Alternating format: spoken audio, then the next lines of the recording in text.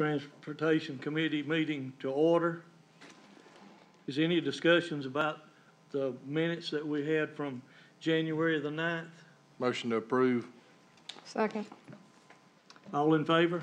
Aye.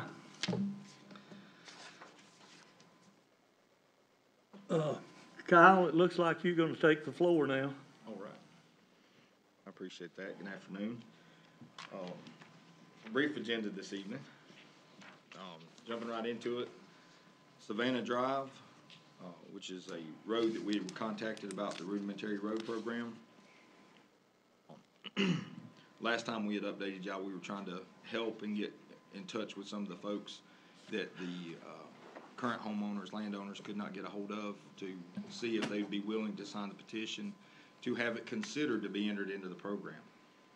We are down to one person that is willing to sign, but he has got some concerns about accesses into his property that he would like to add before it gets brought into the program. So he is actually the gentleman that developed the whole property and desires the road to be taken by the county. So to kind of move this along a little bit, the road is 2,300 feet in length, and again, we only have one person left for it. Estimated cost to construct Savannah to the minimum standards of the rudimentary road program would be about $30,000. It's a 2,300-foot road with a cul-de-sac on the end, so you're looking at $23,000 in rock. You're looking at $5,000 in pipe to replace. Now there could be some savings in that. Most of the road does not have rock on it, as y'all probably seen, but there are areas that do have rock. Some of the pipes may still be good. Those kind of concerns. So there may be a savings in that. Whenever we get the last gentleman to say that he's ready to go, then we'll bring it back before you with a more firm estimate, and everybody involved will have a meeting before that with all the homeowners and make sure that they all understand explicitly what it means to be in this program, as far as no more accesses, having to deed over right of way, those kind of things. So we will have further meetings with them before we bring it back before you to where it's ready to go if y'all choose to accept it in the program. Questions regarding? Update on the proposed abandonment of Linhart Road. This has been a long time in the works. We are still currently working with the landowners. The issue where they were having is that the road was shifted so badly out of the right-of-way that there was some question about where the property lines actually were. We got a surveyor out there to set a center line stake, or set a center point stake for the radius of the cul-de-sac that we propose to build. With us needing to be more on Mr. Sharp's property, who is the owner of Sharp Manufacturing.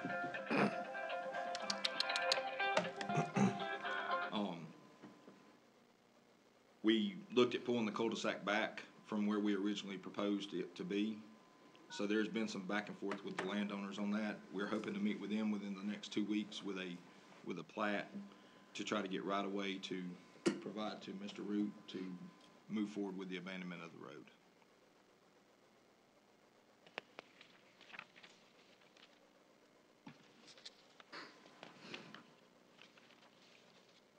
Update on Golden Corner. We're approximately halfway through the earth moving and compaction on the building pad site. We've encountered rock, as Mr. Hart saw. We've given it a good shot at trying to get it out with the equipment we had. If that rock becomes more of an encumbrance, then Mr. Martin with the rock quarry and the rock quarry has offered to provide us with a hammer to get the rock out of the way. Still weather's a concern. This week's shot, next week's not looking much better, so we're moving forward as quickly as we can. If we do get good weather, we're looking at about 3 weeks to completely remove the dirt and have the pad site as far as we may take it on that end, and be setting up the road and rock and getting it ready for paving.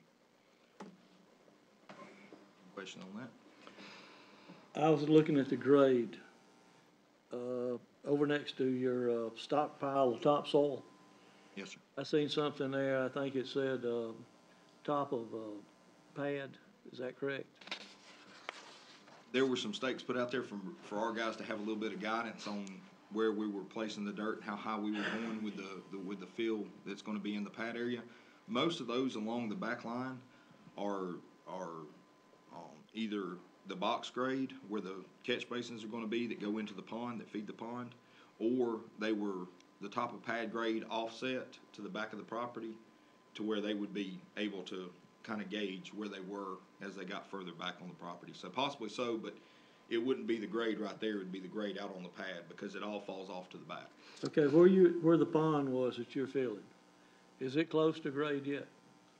The pond where the old pond Yeah, was, where or the the old old sediment pond- basin, yeah, it's It's right close to there at- grade. Yes, sir, there's a, if you go into where the cul-de-sac's gonna be, there's a stake set right below it, and that, all that in that area is pretty much on grade. Okay.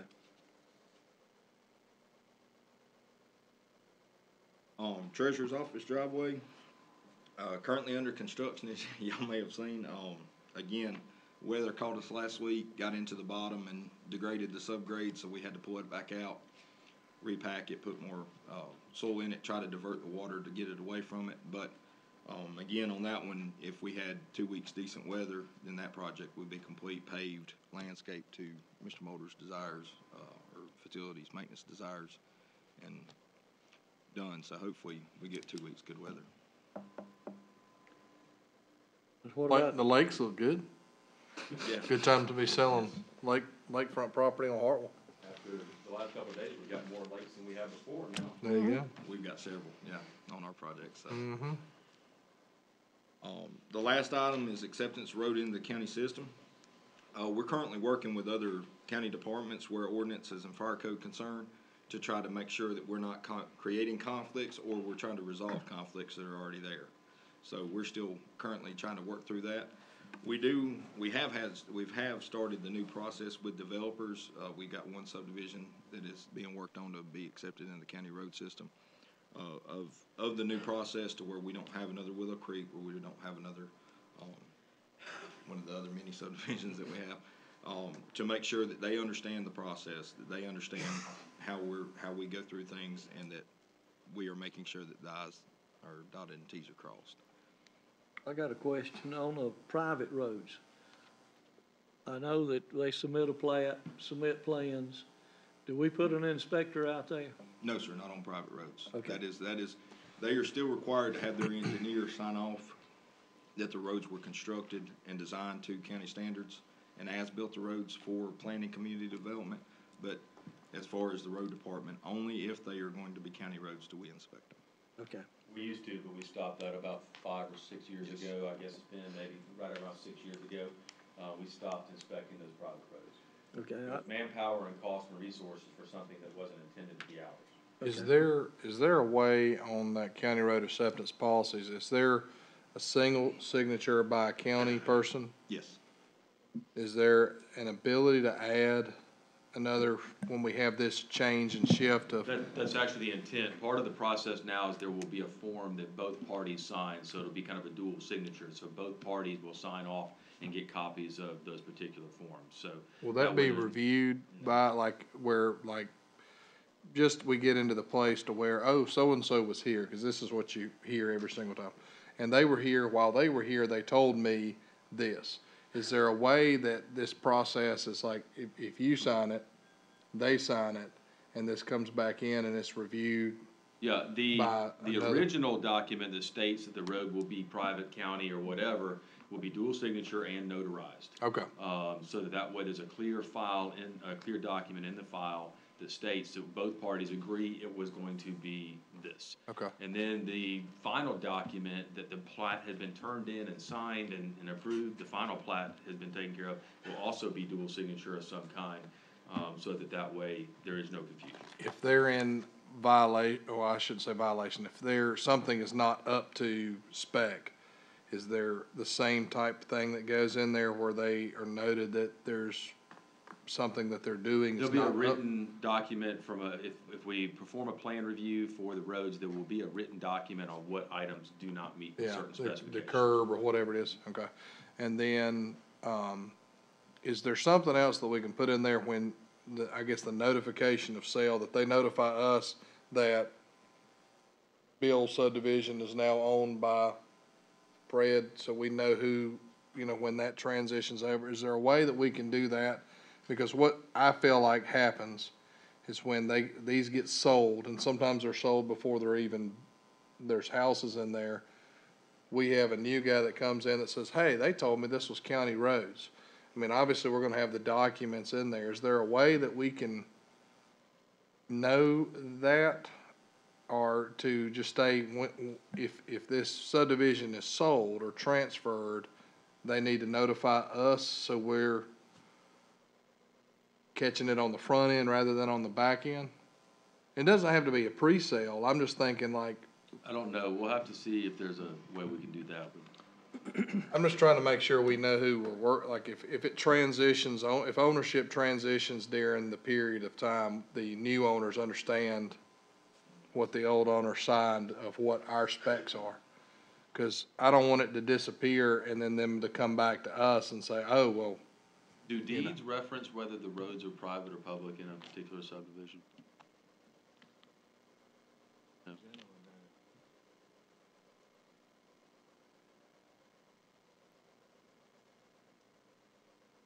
I mean, we can't solve all the problems. I'm just notating from all these transfers of ownerships. The roads have to be bonded for 3 years after their completion, to where we're not accepting roads that are getting beat to pieces with build out from the houses. So if somebody changes ownership, then they're gonna pull their bond on that end, and, you know, we're gonna know about it if somebody pulls a bond, because the county's issued as insured on the bond. Gotcha. It is required that even for our roads that are being built to county standards and for private roads, that there's an as-built done. So a lot of the issues that you see don't get caught until the as-bilt's completed, because our inspectors, even me, can't go out there and see some elements of design along those lines. So what we're trying to do is make sure that and it's a conversation I had the other day, that the developer understands, the gentleman grading the property, the contractor understands. You need to be tight. You need to be right whenever you get done with this. Because we're going to hold it to the standard that we have. Because there is for lower ADT roads, there's some wiggle room for crest curves. There is no wiggle room for sag curves. That's some of the stuff that we can look at trying to work out whenever we do get to that point, like a Willow Creek that does have sag curves that don't meet. But we don't want to. We want it to be right. We want it to be done. We want, whenever you get done, that it gets accepted by council 3 years later. It is fully accepted into the county road system under our maintenance. And that's what we're trying to do, is educate as much as we can with the pre-con meetings, with those kind of things. You know, whenever they turn over property, that is reviewed when property is subdivided. So until you get to final plat with the subdivision, planning's gonna be involved. So, you know, for those things, when we're going out there looking at these subdivisions, we should know full well. On the back end of it, it will be harder, but we do have the bond at 3 years. If they follow through with the steps that they need to follow through with, we will be trying to we get a bond, we'll be setting something on our calendar for 2 years and 11 months later to say, we need to contact this person and get them back in on that project and make sure that they complete the process. Right. So those are all the things that we're gonna be trying to track on our side, to make sure that we, at every step of the way, are notifying the person building this subdivision of the requirements that are on them, to make sure that if they still desire so, that they will complete the process.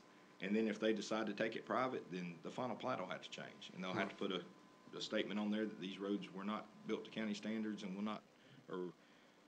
will and always will be private. They're built to county standards, but they're not gonna be county roads. Right. And that final plat will have to change on that end. And that would be us getting with planning, community development, and changing the plat. So anybody that buys off that property, they're buying off of this final plat, should be well informed that this property is, or that these roads are not county, will never be county. Okay. Well, I definitely appreciate the step-by-step and actually having factual information out there, whether we do or don't own these roads, or the intent was or wasn't. You know, for me as a council member and whoever else sits in these seats 15, 20 years from now, because that's the issue.